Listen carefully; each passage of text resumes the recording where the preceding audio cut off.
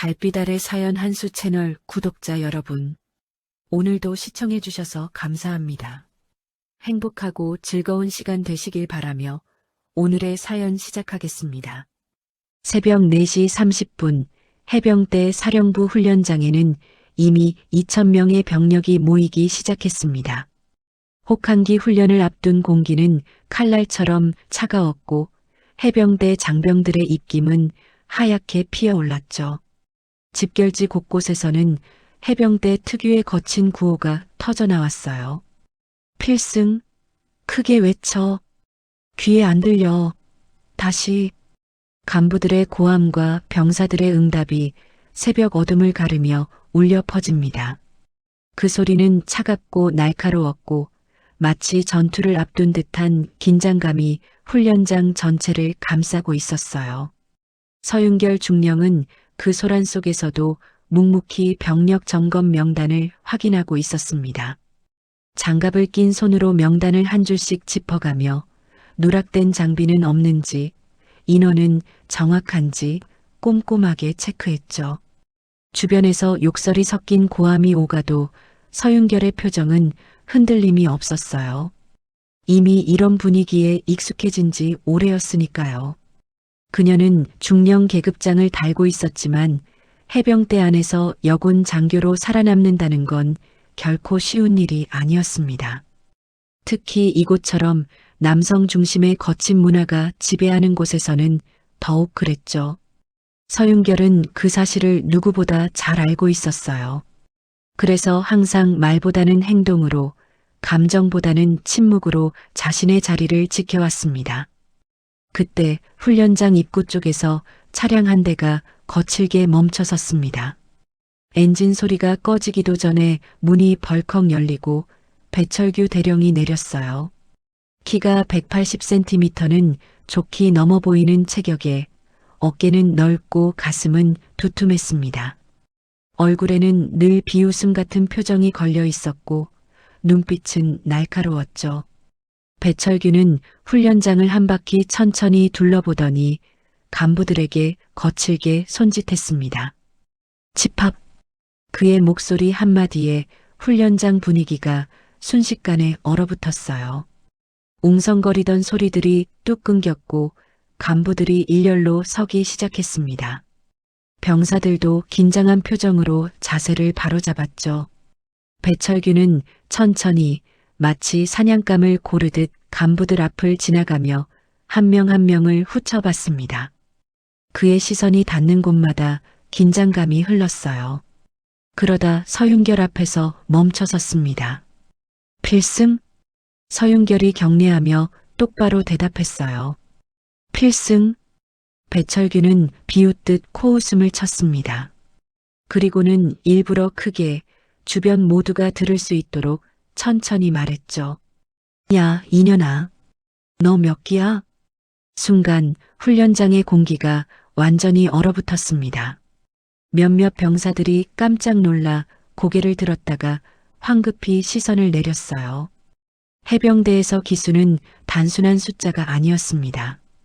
그건 위계이자 서열이었고 때로는 생존의 문제였죠. 선임과 후임 사이에 보이지 않는 벽은 어떤 계급장보다도 두꺼웠어요. 배철규는 서윤결의 군번을 확인하더니 과장되게 고개를 끄덕였습니다. 아, 그래. 근데 말이야. 너한테서는 해병대 냄새가 안 나는데? 이상하네. 주변 간부 몇몇이 낮게 웃음을 흘렸습니다. 누군가는 헛기침으로 웃음을 감추려 했고 누군가는 대놓고 피식 웃었어요. 배철규는 그 반응을 즐기듯 계속 말을 이었습니다. 해병대가 뭔지 알아? 여기는 말로 하는 데가 아니야. 몸으로 부딪혀야 하는 곳이지. 근데 너는 뭐야? 설이나 들고 다니면서 중령 계급장 단 거야? 아니면 누구 백 믿고 올라온 거야? 서윤결은 아무 대꾸도 하지 않았습니다. 그저 시선을 정면에 고정한 채 자세를 유지했죠. 턱은 당겨지고 어깨는 펴져 있었으며 눈빛은 흔들리지 않았어요.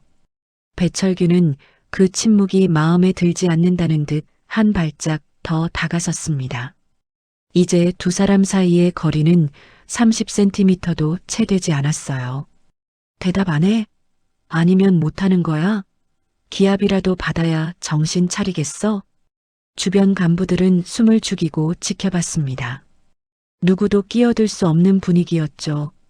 배철규의 권력은 이 부대 안에서 절대적이었으니까요. 그제야 서윤결이 낮고 단호한 목소리로 대답했습니다. 알겠습니다.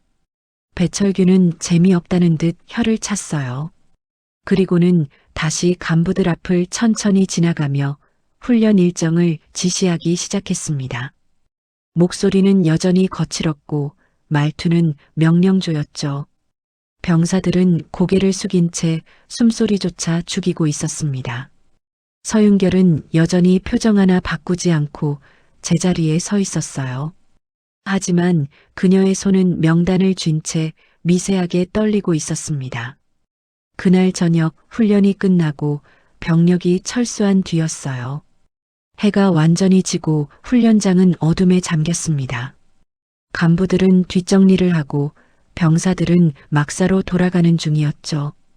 그때 갑자기 부대 보급실에서 급한 보고가 올라왔습니다. 공용 물품 일부가 사라졌다는 거였어요. 훈련용 장비와 소모품 몇 가지가 창고에서 통째로 없어진 겁니다. 보급 담당 부사관이 황급히 상황을 보고했고 배철규는 즉각 조사를 지시했어요. 마지막으로 창고에 누가 있었어? 그게 서윤결 중령님이 오후에 장비 점검차 들어가셨습니다. 배철규의 입꼬리가 천천히 올라갔습니다. 그는 주변 간부들을 둘러보며 의미심장하게 말했죠. 그럼 간단하네. 서중령 불러. 서윤결이 호출되어 왔을 때 배철규는 이미 다른 간부들을 작전실에 모아놓은 상태였어요. 형광등 불빛 아래 그는 팔짱을 낀 채 서윤결을 내려다보며 물었습니다. 오늘 오후 5시쯤에 창고 들어갔지? 예, 장비 점검을 위해 들어갔습니다. 그럼 물건 없어진 거 알겠네? 처음 듣습니다. 배철규는 코웃음을 쳤어요. 그리고는 천천히 서윤결 주위를 돌기 시작했습니다. 처음 듣긴. 마지막으로 들어간 사람이 너인데 모른다고? 그럼 물건이 혼자 걸어 나갔어? 해명이라도 해봐. 지금이라도 말하면 선처할 수도 있어. 서윤결은 짧고 명확하게 대답했습니다. 조사받겠습니다. 더 이상의 해명도 변명도 없었어요. 배철규는 그 태도가 오히려 수상하다는 듯 다른 간부들에게 고개를 끄덕였죠.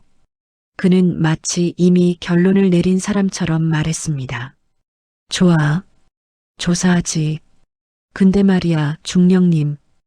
해병대에서는 도둑질이 제일 치사한 짓이거든. 알지? 소문은 그날 밤부터 부대 안에 퍼지기 시작했습니다. 서윤결 중령이 물건을 빼돌렸다는 이야기였어요.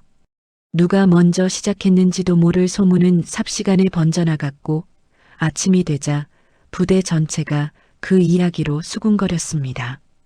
멀리서 이 모든 장면을 지켜보던 문태성 대위는 주먹을 꽉 쥐었습니다. 그는 이를 악물며 속으로 되뇌었죠. 중령님은 그런 사람이 아닙니다. 절대. 그리고 누명은 여기서 끝나지 않았습니다. 오히려 시작에 불과했죠. 이틀 뒤 배철규는 간부회의 석상에서 또 다른 폭탄을 터뜨렸어요. 회의실 문을 열고 들어서자마자 그는 서류 몇 장을 탁자 위에 던지듯 내려놓았습니다. 혹한기 훈련 예산 일부가 새었습니다. 회의실 안이 순식간에 술렁거렸어요. 예산 문제는 단순한 실수가 아니었습니다. 자칫하면 비리로 번질 수 있는 민감한 사안이었죠. 배철규는 천천히 간부들을 둘러보며 말을 이었습니다. 정확한 금액은 아직 확인 중이지만 집행 내역이 맞지 않아요. 누군가 중간에서 손을 댄 것 같은데 이상하게도 서류 담당이 서윤결 중령이더군요. 직접적으로 이름을 거론하진 않았지만 뉘앙스는 분명했습니다. 배철규는 마치 안타까운 듯한 표정을 지으며 고개를 저었어요.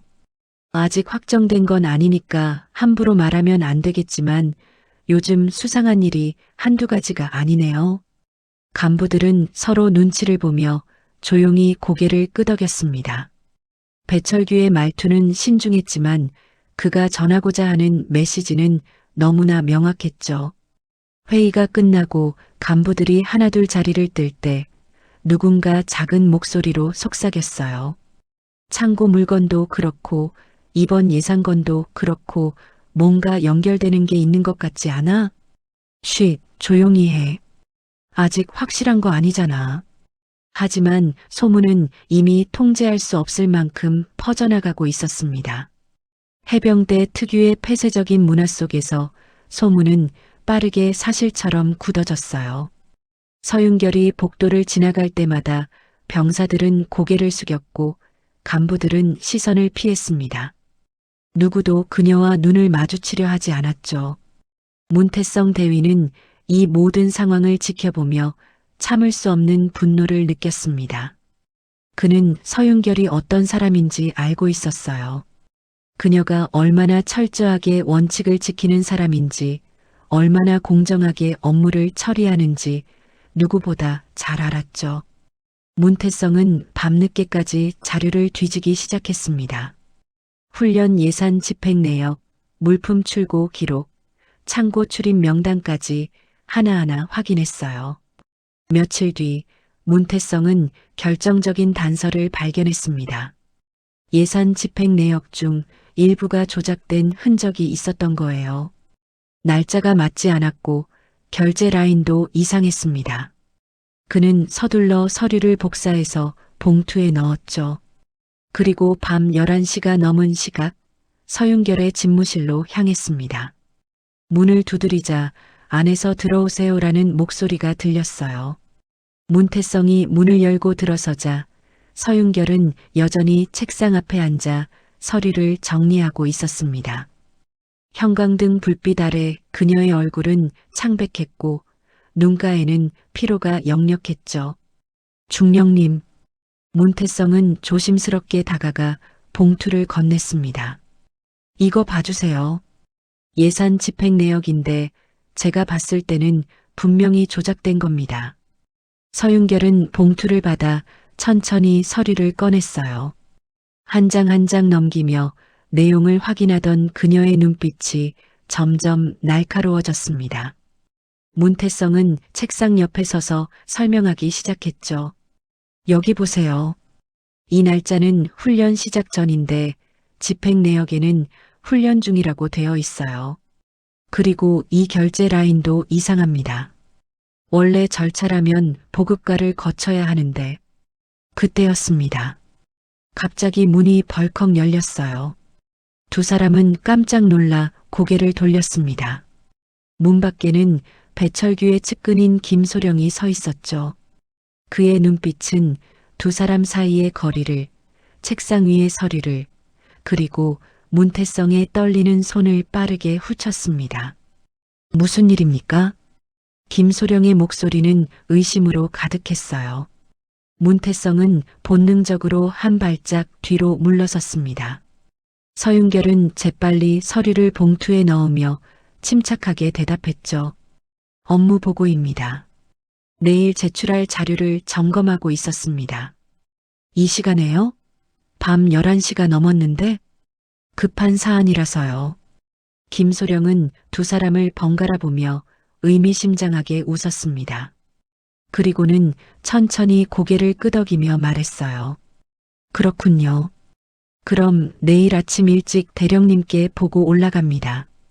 두 분 다 참석하시죠. 그는 더 이상 아무 말 없이 문을 닫고 나갔습니다. 복도로 멀어지는 발소리가 들렸고 집무실 안에는 무거운 침묵이 흘렀어요. 문태성은 주먹을 쥔 채 고개를 숙였습니다. 죄송합니다. 제가 더 조심했어야 했는데. 아닙니다. 대위님 잘못이 아니에요. 서윤결은 봉투를 서랍 깊숙이 넣으며 조용히 말했습니다. 이제 더 조심해야겠네요. 저희를 주시하고 있습니다. 문태성은 고개를 들어 서윤결을 바라봤어요. 형광등 불빛 아래 그녀의 옆얼굴은 단단해 보였지만 어딘가 외로워 보이기도 했습니다. 그는 가슴속에서 무언가가 뜨거워지는 걸 느꼈죠. 하지만 곧 그 감정을 억눌렀습니다. 자신은 이미 결혼한 몸이었고 이런 감정을 가져서는 안 된다는 걸 알고 있었으니까요.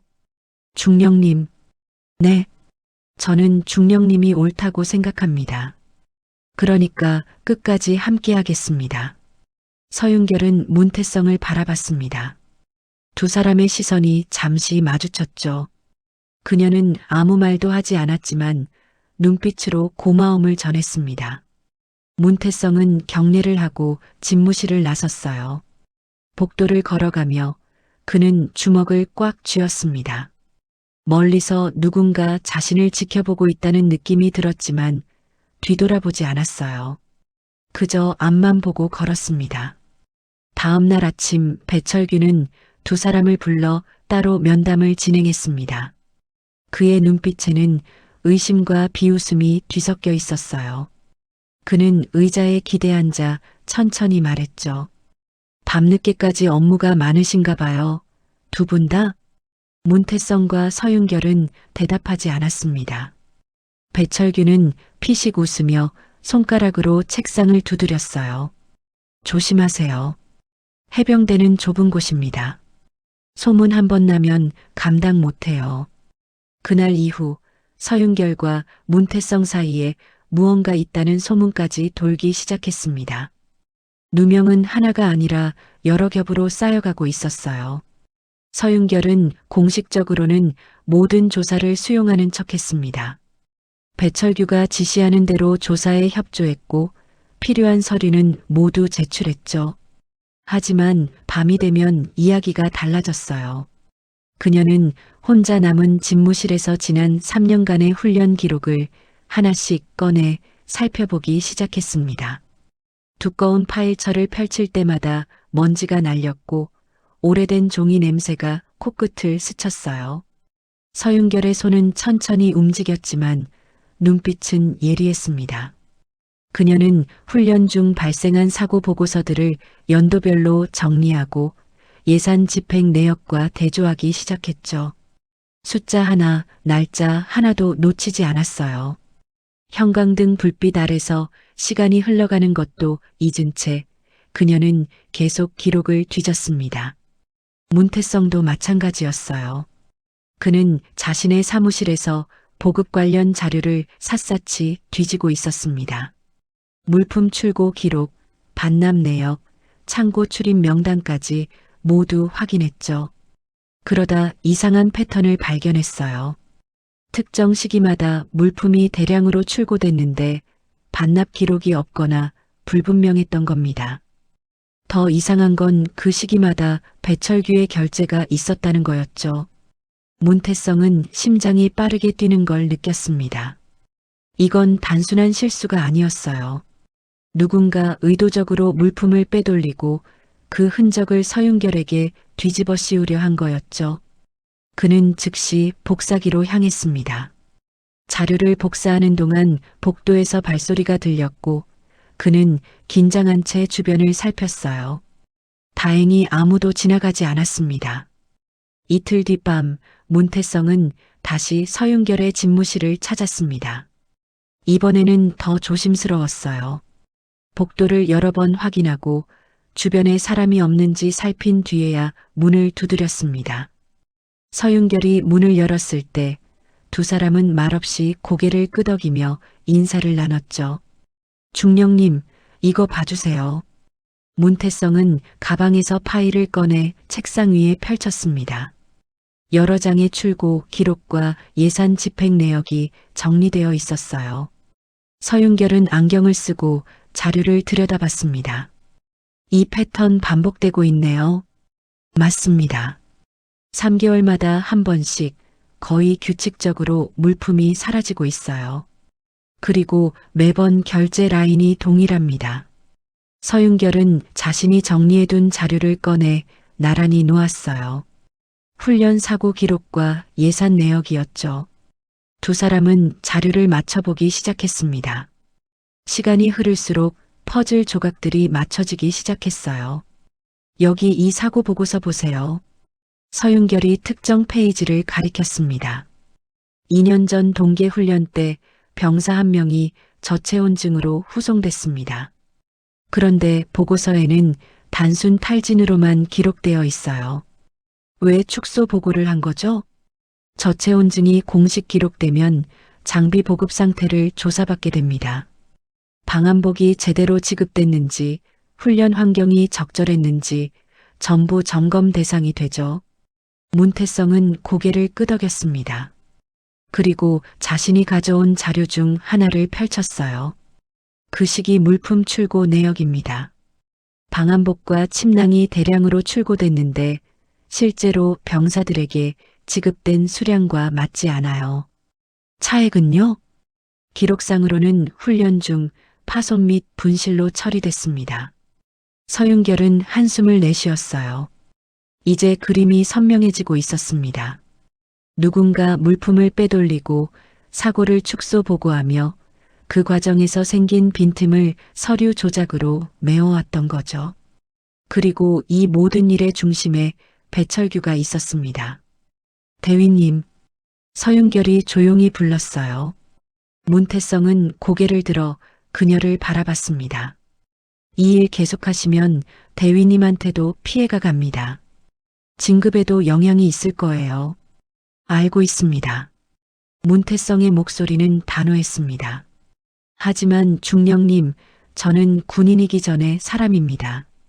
옳지 않은 걸 보고 그냥 지나칠 수는 없어요. 서윤결은 그를 가만히 바라봤습니다. 문태성은 잠시 망설이다가 조심스럽게 말을 이었어요.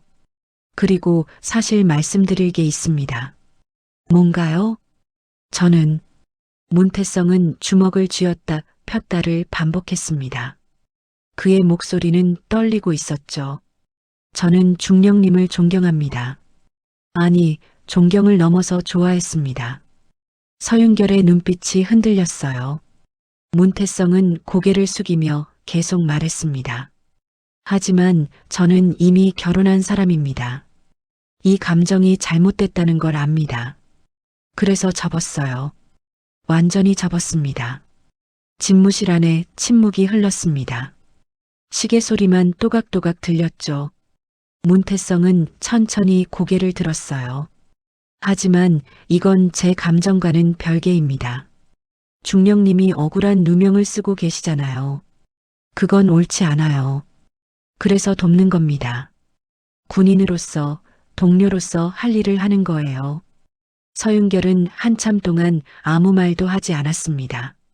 그러다 천천히 입을 열었죠. 고맙습니다, 대위님.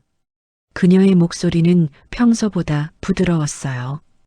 대위님의 그 마음 잘 알겠습니다. 그리고 대위님이 선을 지키려 하신다는 것도요. 저도 마찬가지입니다. 우리는 동료이고 같은 편입니다. 그것만으로 충분해요. 문태성은 고개를 끄덕였습니다.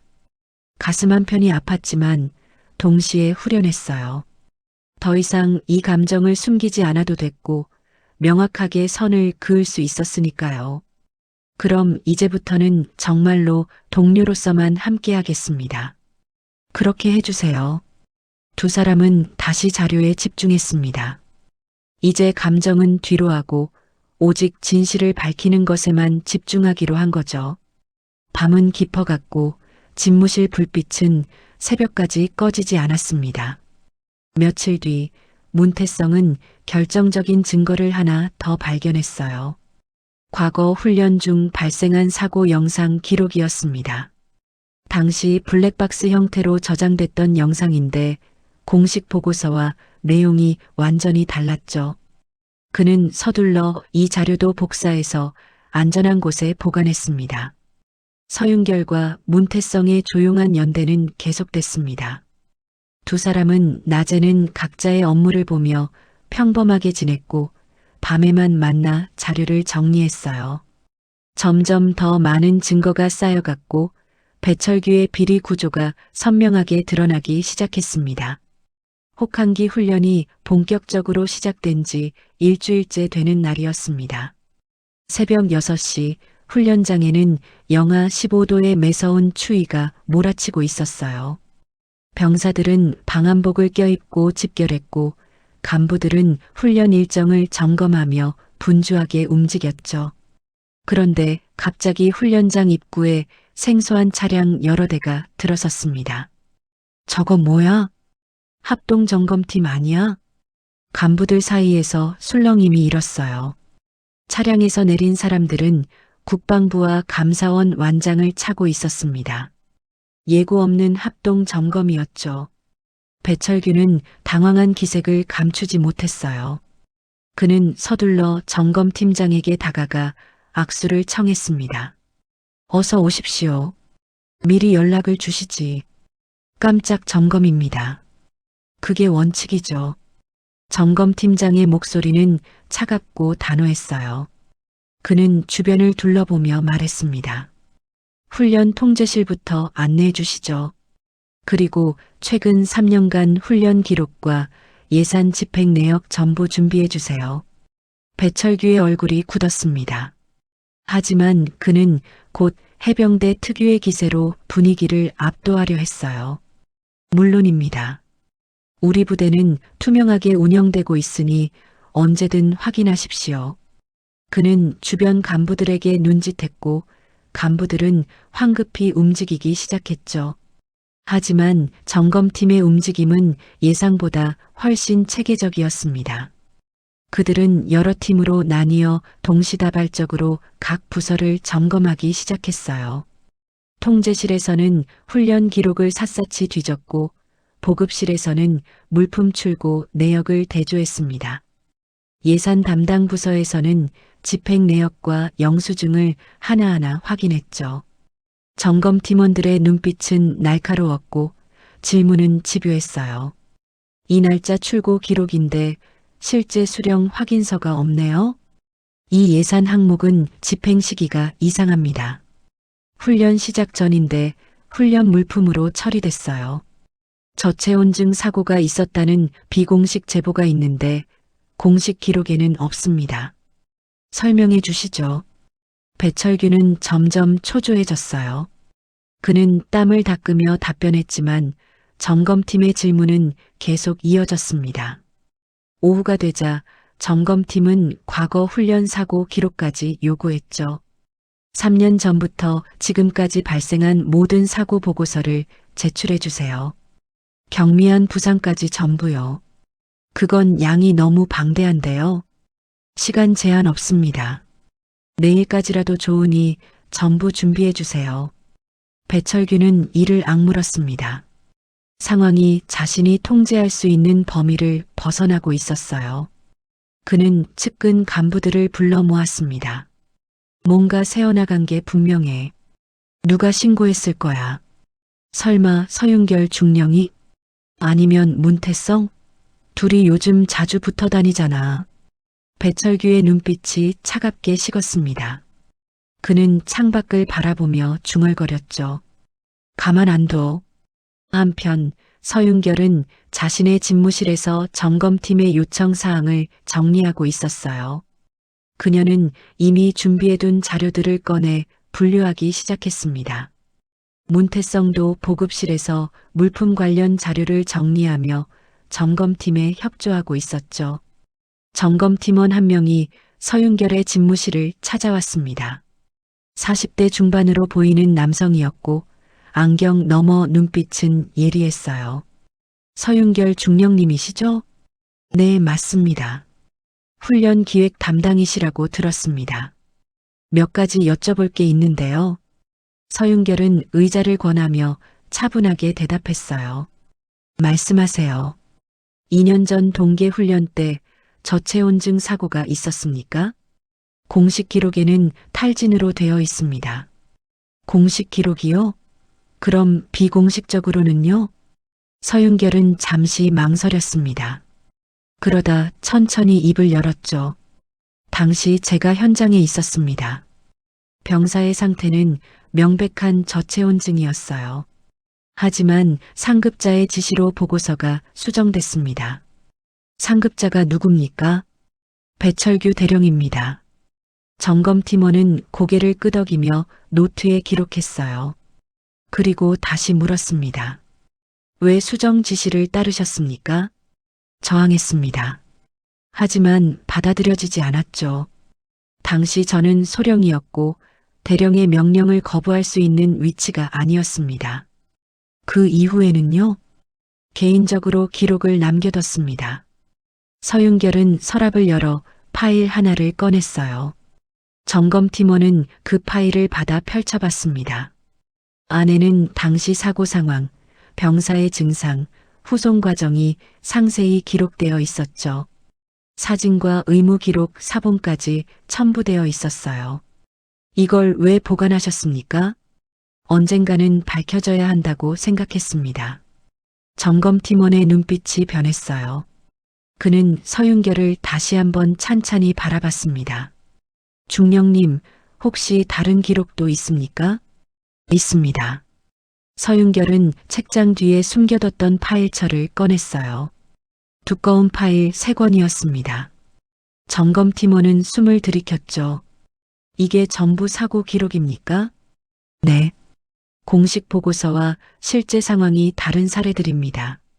날짜, 증상, 후속 조치까지 모두 기록했어요. 왜 이걸 공개하지 않으셨습니까? 공개하려 했습니다. 하지만 번번이 묻혔죠. 증거 불충분, 내부 고발자 보호 불가, 조직 기강문란 이유는 많았습니다. 서윤결의 목소리는 담담했지만 그 안에는 오랜 시간 쌓인 분노와 좌절이 담겨 있었어요.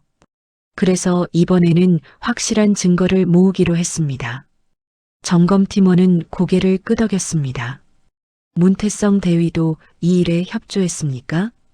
네. 대위님은 보급 관련 자료를 정리해 주셨어요. 알겠습니다.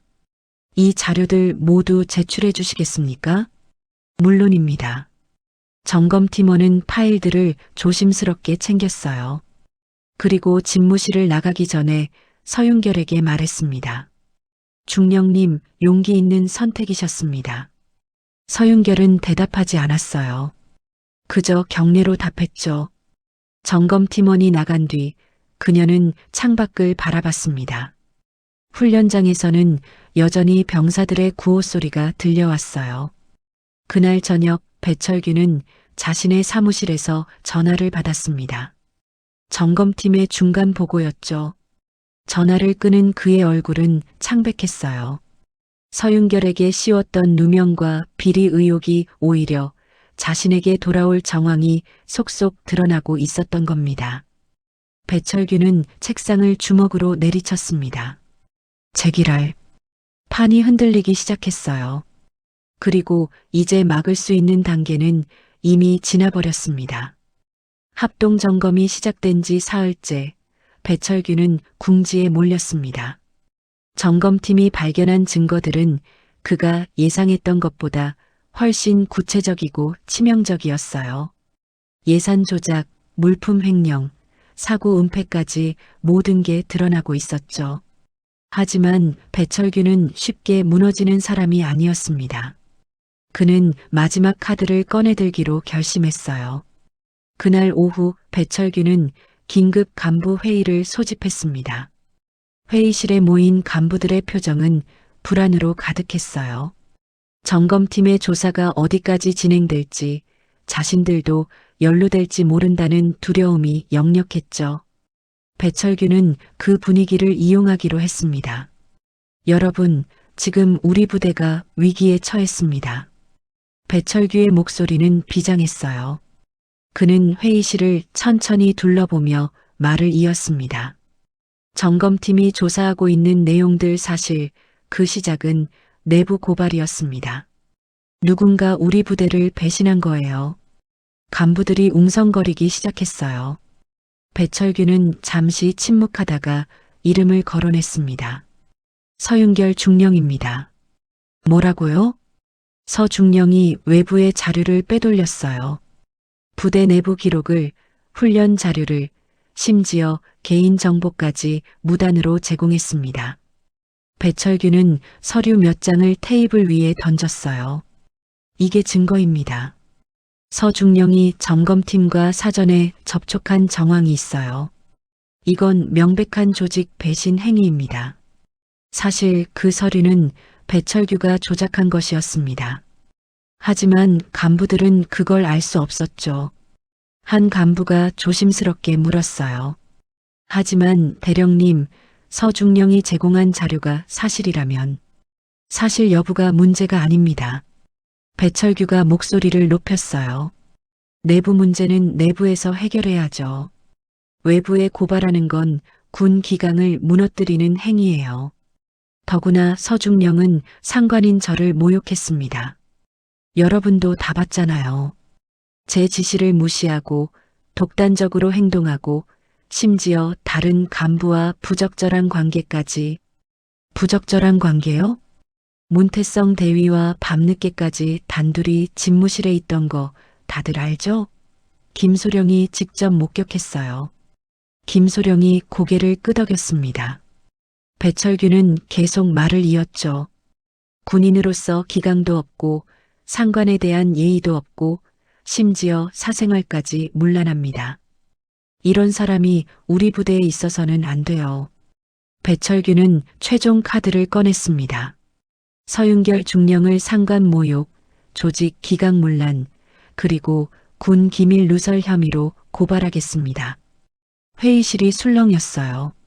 누군가는 동의하는 눈빛이었고 누군가는 불편한 표정을 지었습니다. 하지만 아무도 반대 의견을 내지 못했죠. 배철규의 권력은 여전히 강력했으니까요. 그날 저녁 서윤결은 공식적으로 조사 대상이 됐습니다. 그녀는 집무실 사용이 제한됐고 부대 내 이동도 통제를 받았어요. 사실상 격리 상태였죠. 복도를 지나갈 때마다 간부들은 그녀를 피했고 병사들은 수군거렸습니다. 중령님이 부대를 배신했대. 상관한테 대들었다면서? 문 대위하고 뭔가 있다는 소문도 있던데. 서윤결은 아무 표정 변화 없이 걸었습니다. 하지만 그녀의 주먹은 꽉 쥐어져 있었어요. 완전히 고립됐습니다. 배철규가 만든 누명은 이제 3겹, 4겹으로 쌓여 있었죠. 문태성은 이 소식을 듣고 즉시 움직였습니다. 그는 자신의 진급, 장래, 모든 걸 포기할 각오를 했어요. 더 이상 물러설 수 없었습니다. 그는 서둘러 자신이 모아둔 핵심 자료들을 정리했습니다. 물품 횡령 증거, 예산 조작 내역, 사고 은폐 기록까지 모두요. 그리고 다음 날 아침 문태성은 점검팀장을 직접 찾아갔습니다. 점검팀 임시 사무실 문을 두드렸을 때 그의 손은 떨리고 있었어요. 들어오세요. 문태성이 들어서자 점검팀장이 고개를 들었습니다. 문태성 대위시군요. 무슨 일입니까? 제출할 자료가 있습니다. 문태성은 두꺼운 파일을 책상 위에 올려놓았어요. 점검팀장은 그 파일을 펼쳐보기 시작했습니다. 페이지를 넘길수록 그의 표정이 심각해졌죠. 이게 전부 실물 증거입니까? 네. 원본 서류와 사본, 그리고 제가 직접 확인한 물품 내역입니다. 위험한 선택을 하셨군요. 점검팀장이 문태성을 바라봤어요. 문태성은 고개를 끄덕였습니다. 알고 있습니다. 하지만 해야 할 일이었습니다. 배철규 대령이 가만히 있지 않을 텐데요. 상관없습니다. 문태성의 목소리는 단호했어요. 서윤결 중령님은 결백합니다. 오히려 진실을 밝히려 했던 분이에요. 그분에게 씌워진 누명들 전부 거짓입니다. 부적절한 관계라는 의혹도요? 그것도 거짓입니다. 문태성은 잠시 망설이다가 솔직하게 말했어요. 저는 중령님을 개인적으로 존경했습니다. 하지만 그뿐이에요. 저는 결혼한 사람이고 중령님도 그 선을 명확히 하셨습니다. 우리는 오직 동료로서 진실을 밝히기 위해 협력했을 뿐입니다. 점검팀장은 고개를 끄덕였습니다. 알겠습니다. 이 자료들 잘 검토하겠습니다. 문태성이 사무실을 나서려는 순간 점검팀장이 다시 불렀어요. 대위님, 네, 용기 있는 행동입니다. 쉽지 않았을 텐데요. 문태성은 쓸쓸하게 웃었습니다. 군인으로서 당연한 일을 했을 뿐입니다. 그는 경례를 하고 사무실을 나왔어요. 복도를 걸어가는 그의 뒷모습은 쓸쓸했지만 동시에 당당했습니다. 소문은 빠르게 퍼졌어요. 문태성이 점검팀에 자료를 제출했다는 이야기가 부대 전체에 돌았습니다. 배철규는 분노로 이를 갈았죠. 그는 즉시 문태성을 호출했어요. 내가 뭘 한 건지 알아? 배철규의 목소리는 차가웠습니다. 문태성은 똑바로 서서 대답했어요. 군인으로서 해야 할 일을 했습니다. 배신이잖아. 아닙니다. 진실을 밝힌 것뿐입니다. 배철규는 문태성 앞으로 다가섰어요. 두 사람의 거리는 불과 몇 센티미터였습니다. 너 이 부대에서 끝이야. 아니, 군에서 끝이야. 내가 보장해 줄게. 상관없습니다. 문태성의 눈빛은 흔들리지 않았어요. 제가 지킬 건 계급장이 아니라 원칙입니다. 배철규는 비웃었지만 그 웃음 뒤에는 불안이 숨어 있었습니다. 상황은 점점 그의 통제를 벗어나고 있었어요. 그날 밤 서윤결은 홀로 숙소에 앉아 있었습니다. 창밖으로는 차가운 바람이 불어왔고 훈련장의 불빛이 희미하게 보였죠. 그녀는 무릎 위에 놓인 손을 내려다봤어요. 오랫동안 참아왔던 눈물이 마침내 흘러내렸습니다. 하지만 그녀는 소리내어 울지 않았어요. 그저 조용히 혼자서 눈물을 흘렸습니다.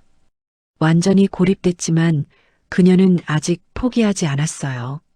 점검팀이 수집한 자료는 예상을 뛰어넘는 수준이었습니다.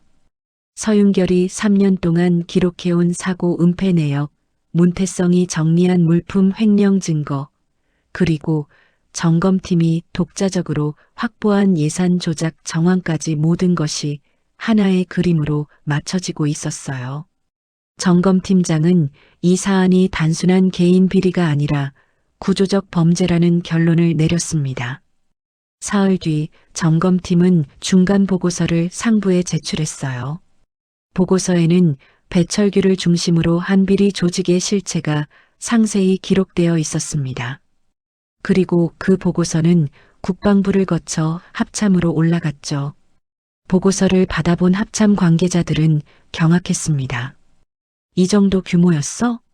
3년 넘게 지속됐다는 게 믿기지 않는군. 더 심각한 건 사고 은폐예요. 병사들이 다쳤는데 제대로 보고도 안 했다니. 보고서는 계속 위로 올라갔어요. 부서장을 거쳐 차장에게, 차장에서 합참의장실까지 도달했습니다. 오진표 대장은 보고서를 받아들고 첫 장을 펼쳤어요. 그리고 서윤결이라는 이름을 발견하는 순간 손이 멈췄습니다. 오진표는 천천히 보고서를 읽어 내려갔어요. 그의 표정은 점점 굳어졌습니다. 사고 은폐, 예산 조작, 물품 횡령 모든 비리의 중심에 배철규가 있었고 그 진실을 밝히려 했던 사람이 바로 서윤결이었죠. 하지만 서윤결은 오히려 누명을 쓰고 고립되어 있었습니다. 오진표는 보좌관을 불렀어요. 즉시 관련 부서장들 소집해. 그리고 이 사안과 관련된 모든 자료 가져와. 예, 의장님. 아, 그리고 오진표는 잠시 망설이다가 말했습니다. 내가 직접 현장에 가겠어. 보좌관이 놀란 표정을 지었어요. 의장님께서 직접요? 그건 이 문제는 단순히 비리만의 문제가 아니야. 군의 기강, 병사들의 안전, 그리고 진실을 말한 장교가 오히려 처벌받는 구조 다 연결되어 있어. 내가 직접 확인해야겠어. 오진표의 목소리는 단호했습니다. 보좌관은 더 이상 말리지 못하고 고개를 끄덕였죠. 한편 훈련장에서는 서윤결에 대한 공식 조사가 진행되고 있었습니다. 조사실에 앉은 서윤결의 얼굴은 창백했지만 눈빛만은 흔들리지 않았어요. 배철규의 측근 간부들이 번갈아 가며 신문했습니다. 왜 외부의 자료를 유출했습니까? 유출한 적 없습니다. 점검팀의 요청에 협조했을 뿐이에요. 사전에 접촉했다는 증언이 있습니다. 거짓입니다. 문태성 대위와의 관계는 뭡니까? 동료입니다. 밤늦게까지 단둘이 집무실에 있었다는 목격담이 있습니다. 업무였습니다. 신문은 몇 시간 동안 계속됐어요. 같은 질문이 반복됐고 서윤결은 똑같은 답변을 했습니다. 간부들은 점점 초조해졌죠. 서윤결이 무너지지 않았으니까요. 그때였습니다. 조사실 문이 열리고 점검팀장이 들어왔어요. 조사 중단하십시오. 간부들이 놀라 고개를 돌렸습니다. 무슨? 이 조사는 무효입니다. 서윤결 중령에 대한 혐의는 근거가 없어요. 점검팀장은 서류 몇 장을 테이블 위에 올려놓았습니다. 오히려 서중령은 내부 비리를 고발한 공익 제보자입니다. 그리고 여기 계신 분들이 제출한 증거 자료들 전부 조작된 겁니다. 간부들의 얼굴이 하얗게 질렸어요. 점검팀장은 서윤결을 바라보며 말했습니다. 중령님, 일어나셔도 됩니다. 서윤결은 천천히 자리에서 일어났어요. 그녀의 다리는 떨리고 있었지만 표정만은 담담했습니다. 같은 시각 배철규는 자신의 사무실에서 전화를 받고 있었어요. 상부로부터 걸려온 전화였죠. 배철규 대령, 즉시 서울로 올라오십시오. 무슨 일입니까? 합참에서 당신을 소환했습니다. 비리 혐의에 대한 조사가 있을 예정입니다. 배철규의 손에서 전화기가 떨어질 뻔했어요. 그는 황급히 전화를 붙잡으며 말했습니다. 잠깐만요. 이건 오해입니다. 제가 설명할게요. 설명은 합참에서 하십시오. 내일 아침 9시까지 출두하세요. 전화가 끊겼습니다. 배철규는 멍하니 서 있다가 책상에 주저앉았어요. 모든 게 끝났다는 걸 직감했습니다. 이틀 뒤 훈련장에 또 다른 차량 행렬이 도착했습니다. 이번에는 규모가 훨씬 컸어요. 선두에는 성조기와 합참기가 펄럭이는 차량이 있었고 뒤따르는 차량들에서는 별을 단 장성들이 내렸습니다. 부대 전체가 긴장했죠. 저게 뭐야? 합참의장이래. 오진표 대장님이시래.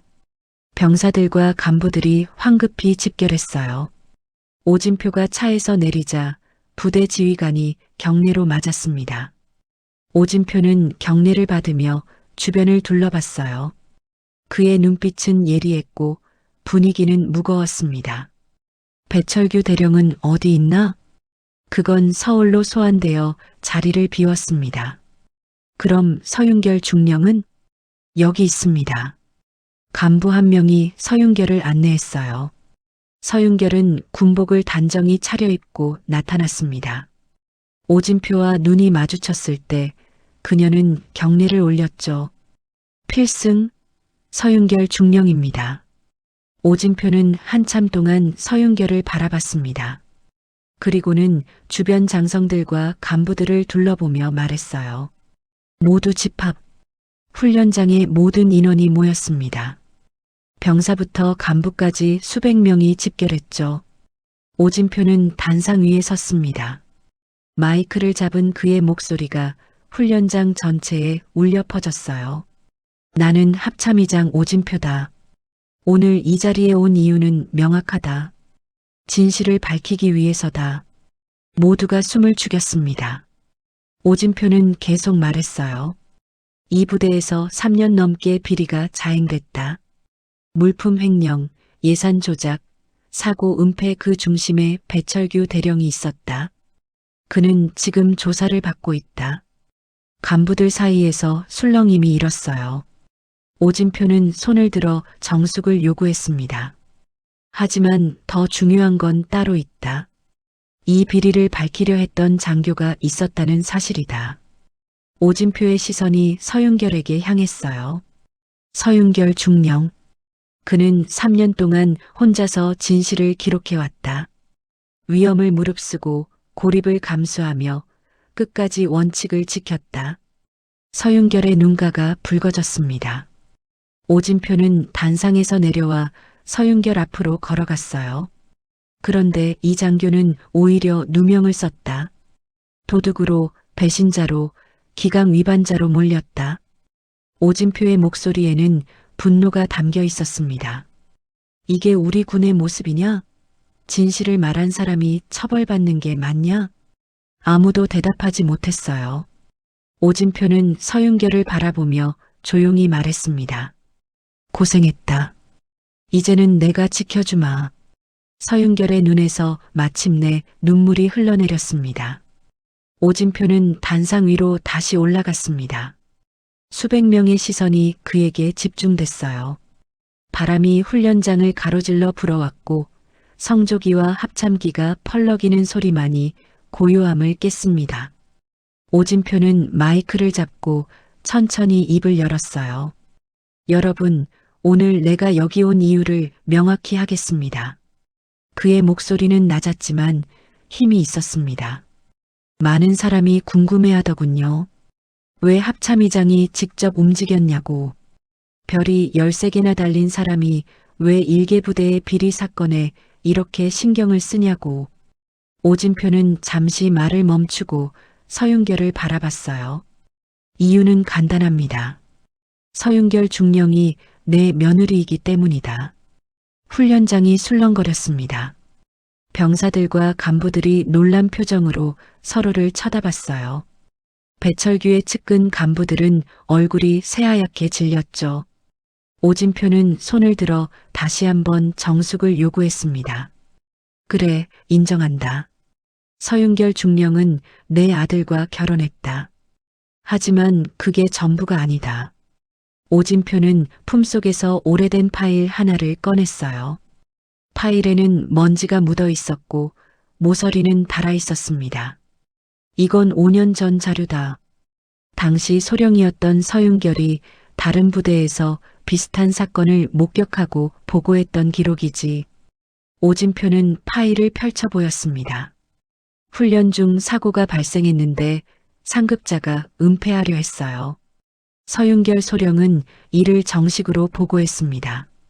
증거를 모으고 기록을 남기고 정당한 절차를 따랐죠. 그는 파일을 천천히 넘기며 말을 이었어요. 하지만 그 보고는 묻혔습니다. 상급자의 압력으로 무마됐고 서윤결 소령은 오히려 문제 일으키는 장교로 낙인 찍혔어요. 전출 발령을 받았고 인사상 불이익을 받았습니다. 오진표의 목소리에 분노가 섞였어요.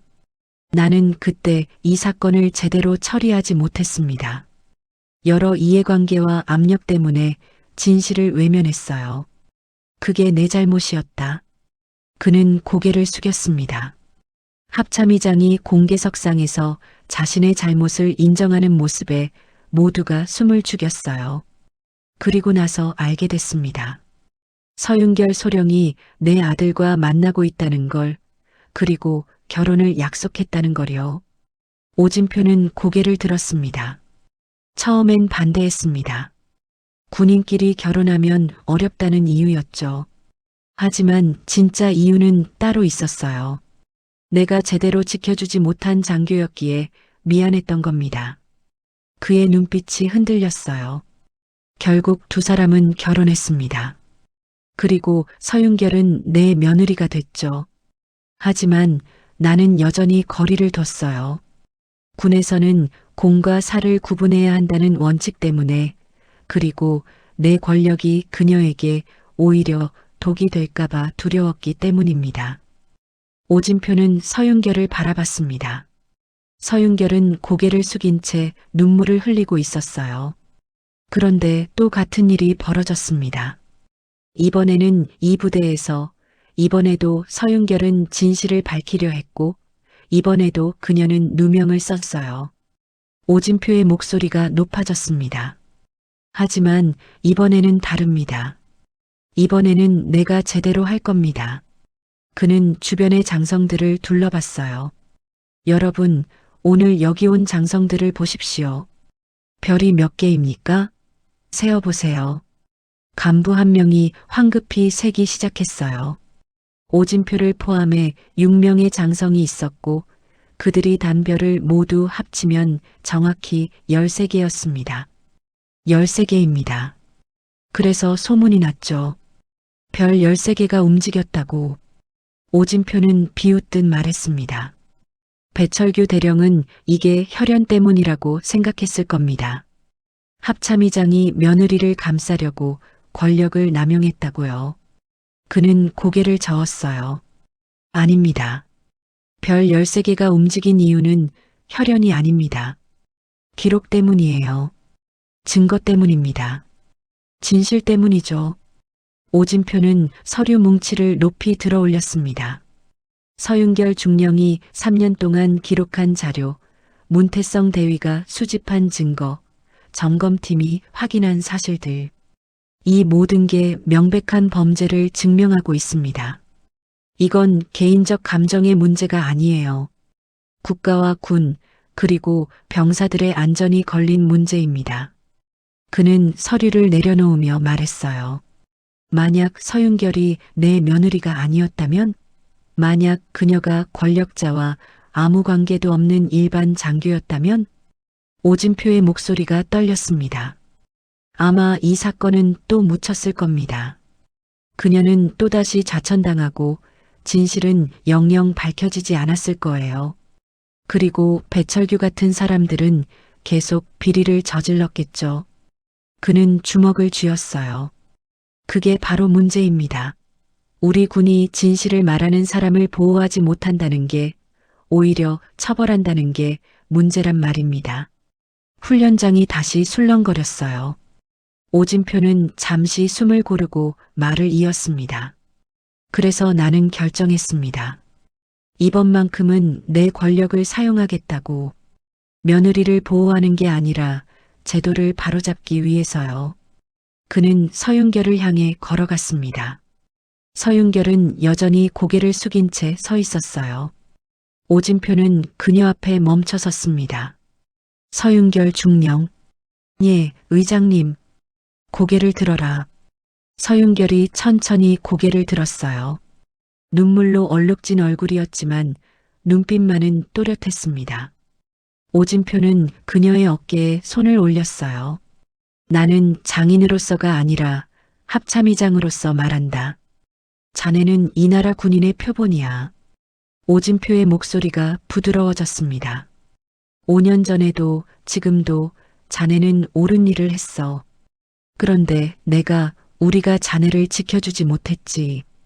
그는 잠시 말을 멈췄어요. 이제라도 바로잡겠네. 자네가 쓴 모든 누명, 도둑질, 비리 연루, 조직 배신, 상관 모욕, 부적절한 관계 전부 무혐의 처리될 것이네.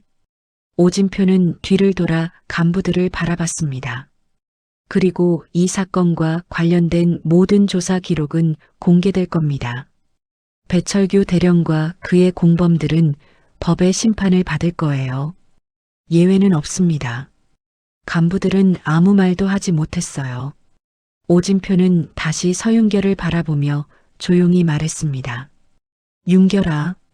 이번엔 계급이 아닌 이름으로 불렀어요. 그동안 혼자 버티게 해서 미안하다.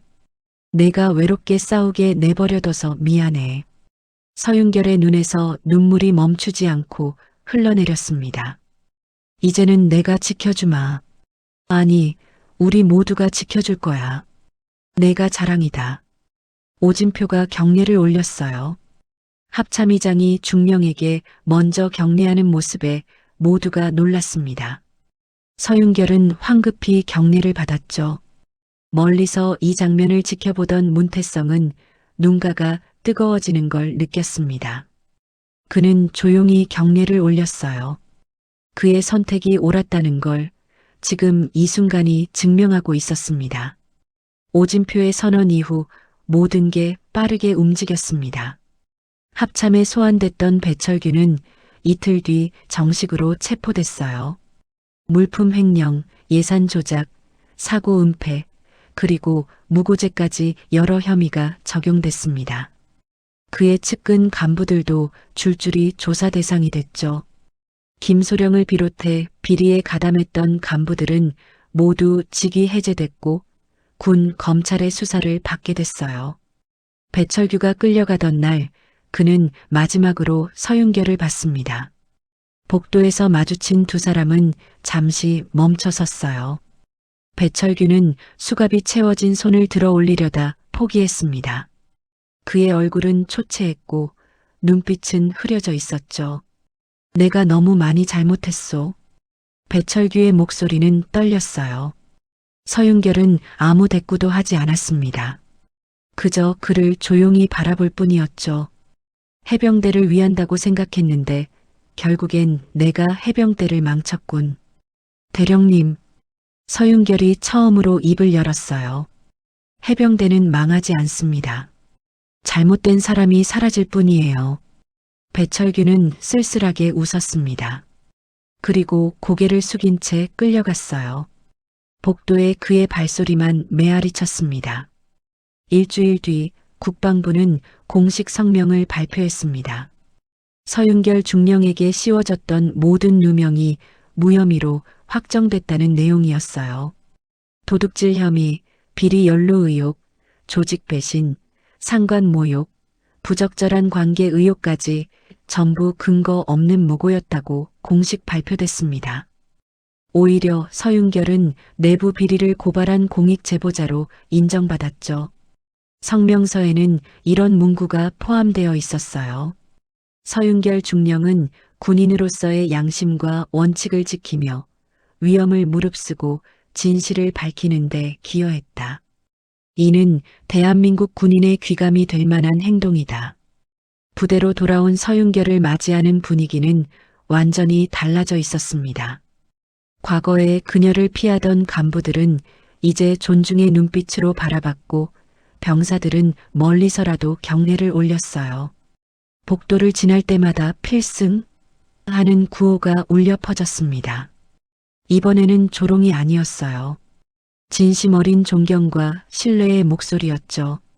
문태성도 무사히 복귀했습니다. 그에게 쏟아졌던 압박과 위협은 모두 사라졌어요. 오히려 그는 용기 있는 행동을 인정받아 표창을 받았습니다. 진급에도 긍정적인 영향을 받게 됐죠. 하지만 문태성에게 가장 중요한 건 따로 있었어요. 며칠 뒤 문태성은 서윤결을 찾아갔습니다. 집무실 문을 두드리자 익숙한 목소리가 들렸어요. 들어오세요. 문태성이 들어서자 서윤결은 책상에서 일어나 맞이했습니다. 두 사람은 잠시 서로를 바라봤죠. 대위님 앉으세요. 감사합니다, 중령님. 두 사람은 마주 앉았어요. 한동안 침묵이 흘렀습니다. 문태성이 먼저 입을 열었어요. 중령님, 말씀드리고 싶은 게 있습니다. 말씀하세요. 저는 제 선택을 후회하지 않습니다. 문태성의 목소리는 단호했어요. 중령님을 돕기로 한 것, 증거를 제출한 것, 모든 게 옳았다고 생각해요. 결과도 좋았고요. 서윤결은 미소를 지었습니다. 저도 같은 생각입니다. 대위님이 없었다면 전 여기 없었을 거예요. 아닙니다. 중령님의 기록이 있었기에 가능한 일이었죠. 그래도 대위님이 용기를 내주셨잖아요. 두 사람은 다시 침묵했어요. 이번엔 서윤결이 말을 이었습니다. 대위님, 네, 중령님. 앞으로도 좋은 동료로 남아주세요. 제게는 대위님 같은 사람이 필요합니다. 문태성은 고개를 끄덕였습니다. 물론입니다. 저도 중령님 같은 상관을 만나서 영광이에요. 그는 자리에서 일어나며 경례를 올렸어요. 앞으로도 잘 부탁드립니다. 서윤결도 경례로 화답했습니다. 문태성이 집무실을 나서며 돌아봤을 때 서윤결은 창밖을 바라보고 있었어요. 그녀의 뒷모습은 더 이상 외롭지 않아 보였습니다. 그날 저녁 오진표가 직접 부대를 방문했습니다. 공식 일정은 아니었어요. 그는 사복 차림으로 조용히 나타났죠. 서윤결은 부대 정문에서 그를 맞이했습니다. 장인어른, 윤결아. 두 사람은 부대 뒤편에 조용한 산책로를 걸었어요. 석양이 지고 있었고 하늘은 붉게 물들어 있었습니다. 한참을 말없이 걷던 오진표가 먼저 입을 열었어요. 내가 기록해둔 자료들 다 봤다. 예. 5년 전 것까지 전부. 얼마나 힘들었을지 미안하구나. 서윤결은 고개를 저었어요. 제가 선택한 길이었어요. 그래도 혼자 견디게 한 건 내 잘못이야. 오진표는 걸음을 멈추고 서윤결을 바라봤습니다. 나는 장인으로서 실격이었어. 내가 힘들 때 옆에 있어주지 못했으니까. 아닙니다. 장인어른께서는 제게 가장 중요한 걸 가르쳐 주셨어요. 뭔데? 원칙을 지키는 것. 흔들리지 않는 것. 그게 진짜 군인이라는 것. 서윤결의 목소리는 차분했어요. 장인어른께서 그렇게 사셨잖아요. 저도 그 길을 따르려 했을 뿐이에요. 오진표의 눈가가 촉촉해졌습니다. 그는 잠시 하늘을 올려다봤다가 다시 서윤결을 바라봤어요. 윤결아, 이제는 내가 자랑스럽다고 말하고 싶구나. 장인어른, 내가 우리 집안으로 들어왔을 때 솔직히 걱정했어. 군인끼리 결혼하면 힘들 거라고 생각했지. 특히 내가 여군이고 내 며느리니까 더 어려울 거라 봤어. 오진표는 서윤결의 어깨에 손을 올렸습니다. 하지만 너는 그 모든 편견을 깨고 여기까지 왔어. 흔들리지 않고 굴하지 않고 끝까지 서 있었지. 그게 얼마나 대단한 건지 아니? 서윤결의 눈에 눈물이 맺혔어요. 고맙습니다, 장인어른. 앞으로는 혼자 싸우게 하지 않을게. 뭔가 있으면 바로 말해. 내가 있잖아. 예. 두 사람은 다시 걷기 시작했어요. 저녁 노을이 두 사람의 그림자를 길게 늘어뜨렸습니다. 저 멀리 훈련장에서는 병사들의 구호 소리가 들려왔죠. 일주일 뒤 해병대 훈련장에는 다시 혹한기 훈련이 진행되고 있었습니다. 이번엔 제대로 된 장비와 안전조치 속에서 훈련이 이뤄졌어요. 서윤결은 훈련 통제관으로서 현장을 점검하고 있었습니다. 병사들의 상태를 확인하고 장비를 점검하고 안전수칙이 지켜지는지 살폈죠. 한 병사가 그녀에게 다가와 경례를 올렸어요. 중령님 감사합니다. 무슨 일이지? 중령님 덕분에 저희가 안전하게 훈련받을 수 있게 됐습니다. 다들 알고 있어요. 서윤결은 부드럽게 웃었습니다. 내 할 일을 했을 뿐이야. 이제 훈련에 집중해. 필승. 병사는 힘차게 구호를 외치며 돌아갔어요. 서윤결은 그 뒷모습을 바라보며 미소를 지었습니다. 이제야 모든 게 제자리를 찾은 것 같았어요. 훈련이 끝난 저녁 간부들이 모여 뒷정리를 하고 있었습니다. 문태성이 멀리서 서윤결을 보며 경례를 올렸어요. 서윤결도 경례로 화답했죠. 두 사람은 말없이 미소를 나눴습니다. 해가 완전히 지고 어둠이 내렸습니다. 훈련장에 불빛이 하나둘 켜지기 시작했어요. 서윤결은 마지막으로 훈련장을 한 바퀴 돌며 점검했습니다. 모든 게 정상이었어요. 병사들은 안전하게 막사로 돌아갔고 장비는 제대로 정리됐으며 내일 훈련 준비도 완료됐습니다. 서윤결은 훈련장 중앙에 잠시 멈춰 섰어요. 차가운 바람이 불어왔지만 더 이상 외롭지 않았습니다. 그녀는 깊게 숨을 들이쉬고 하늘을 올려다봤어요. 별이 총총히 빛나고 있었습니다. 필승. 서윤결이 혼잣말처럼 중얼거렸어요.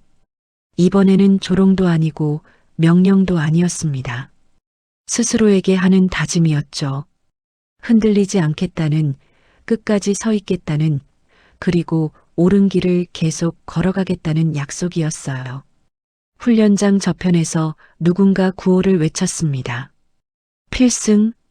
다른 곳에서도 화답하는 소리가 들렸어요. 필승. 구호는 훈련장 전체로 퍼져나갔습니다. 이제 그 소리는 존중과 신뢰로 가득했어요. 서윤결은 미소를 지으며 천천히 걸음을 옮겼습니다. 그녀의 뒷모습은 당당했고 발걸음은 흔들림이 없었습니다. 어둠 속에서도 그녀는 길을 잃지 않았어요. 왜냐하면 이제 그녀는 혼자가 아니었으니까요. 옆에는 문태성 같은 동료가 있었고 뒤에는 오진표 같은 든든한 지원군이 있었으며 앞에는 올바른 길이 펼쳐져 있었습니다. 서윤결은 계속 걸어갔어요. 해병대 훈련장의 밤은 깊었지만 내일은 또 새로운 아침이 올 것이었습니다. 그리고 그녀는 그 아침을 당당히 맞이할 준비가 되어 있었죠. 필승. 그 말은 이제 단순한 구호가 아니었습니다. 진실을 지킨 사람들의 승리였고 원칙을 잃지 않은 이들의 승리였으며 끝까지 포기하지 않은 모든 이들의 승리였어요.